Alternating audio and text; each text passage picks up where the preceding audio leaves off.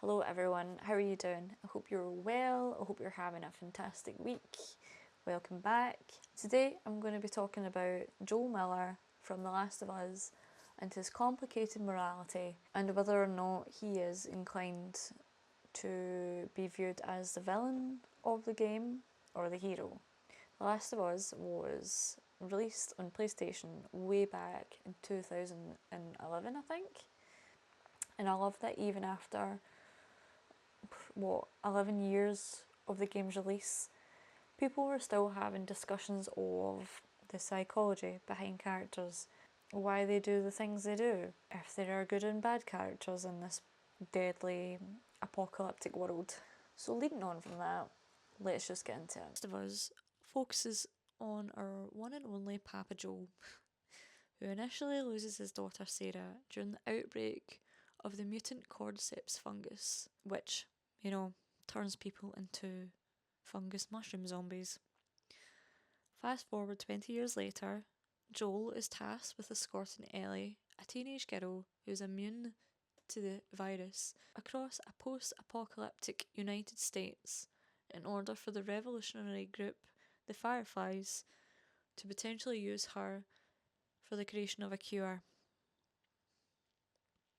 The pair arrive in Salt Lake City, and it is revealed that the surgery involves killing Ellie. Joel is unwilling to let Ellie die and battles his way to the operating room in the process of murdering everyone and carries an unconscious Ellie to safety.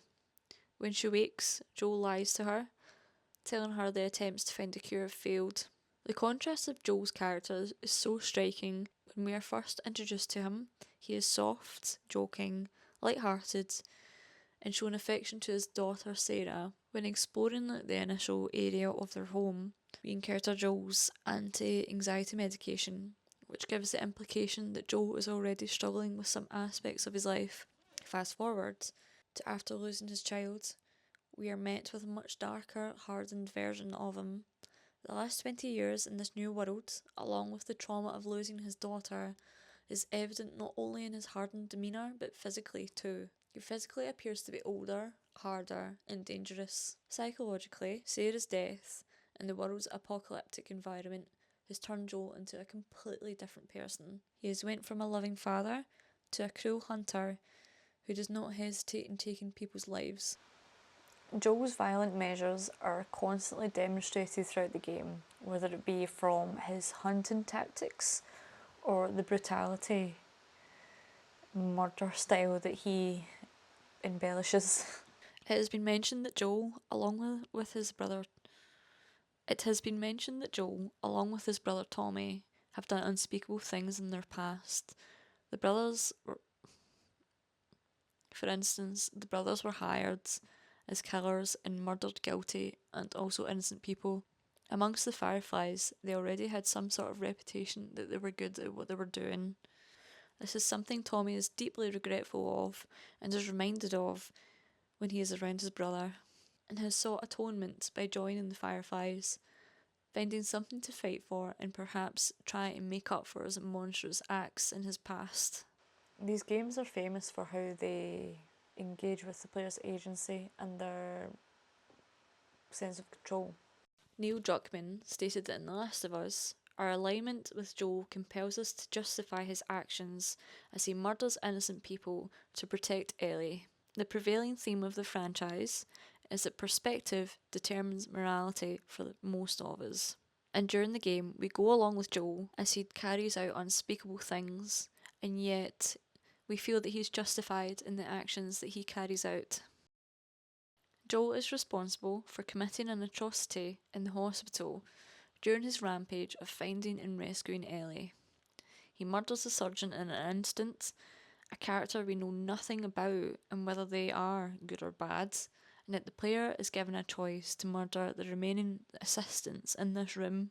Having this as something you can do implies that Joel would, and even if this is something the player decides to carry out, you are left with a feeling of making the morally wrong choice. What I love about this world though is that it's all relative. Joel is a villain to the Fireflies and arguably every average human survivor out there. is by rescuing Ellie. He's removed the hope of there being a cure and restoring humanity.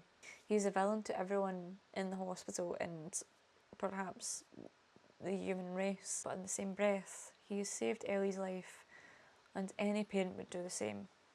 However, this is all through the prism of a lie. The Fireflies were about to murder a child, and potentially Joel after. They are aware of his reputation and how dangerous he is. The idea of perspective and moral choice is fascinating in this world. The duality of Joel's character allows us to form opinions and have internal conflicts, and allows us to ask ourselves questions and have conversations with others on what is right and what is wrong.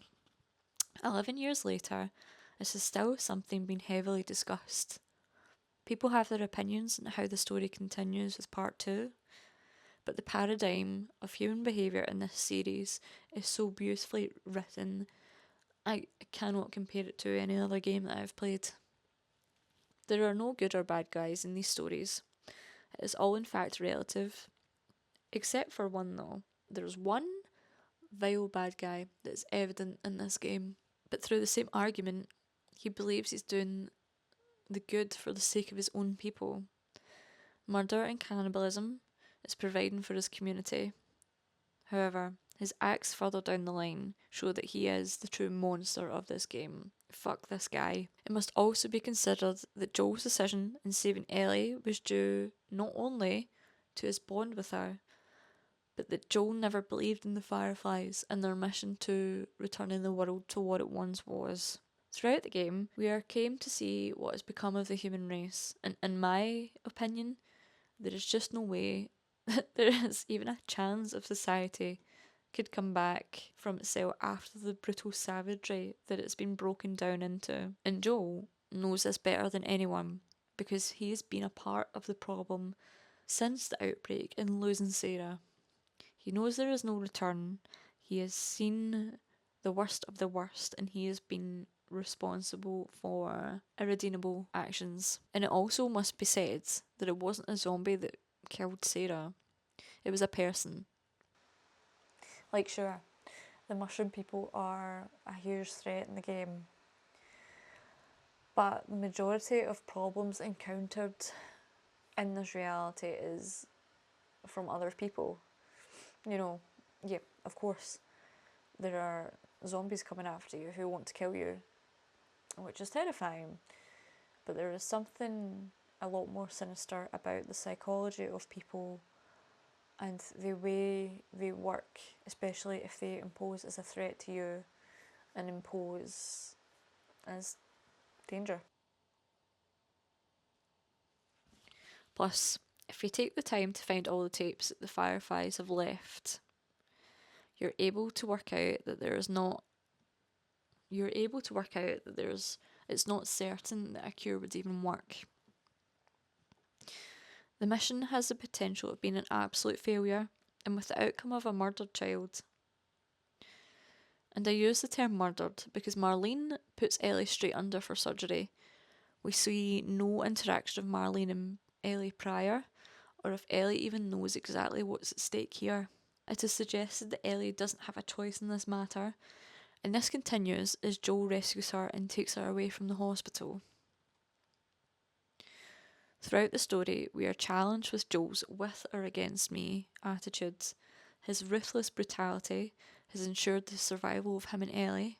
However, there is no moral compass to Joel, and you either go with his actions or you're an enemy.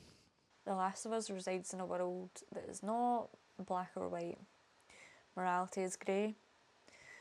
And trying to place Joel in a good or bad category completely misses the purpose of the story. Joel's behaviour raises the question of if he is inclined to be viewed like a villain, or if his flaws in doing what he must for the people he loves is what makes him human and more relatable.